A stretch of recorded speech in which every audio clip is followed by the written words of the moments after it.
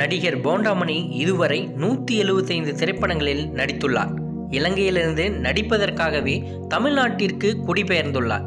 1963இல் பிறந்த போண்டாமணியின் உடன் பிறந்தவர்கள் 16 பேரில் 15வதாக பிறந்தவர்தான் போண்டாமணி. பல திரைப்படங்களில் நடித்திருந்தாலும் உடல்நிலை சீரற்றதால் வீட்டிலேயே இருந்துள்ளார். ஆம், இவருக்கு சிறுநீரக கோளாறு இருந்ததால் இவரால் இயல்பாக செயல்பட முடியவில்லை. பல சிகிச்சைகளை மேற்கொண்ட போண்டாமணிக்கு பணப்பற்றாக்குறை ஏற்பட்டது.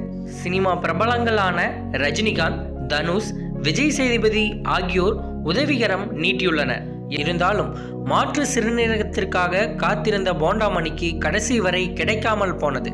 இந்நிலையில் இம்மாதம் 23ஆம் தேதி அன்று வீட்டில் மயங்கி கீழே விழுந்துள்ளார். மருத்துவமனை சென்று பார்த்தபொழுது ஏற்கனவே உயிர் பிரிந்தது என கூறியுள்ளனர் மருத்துவர்கள்.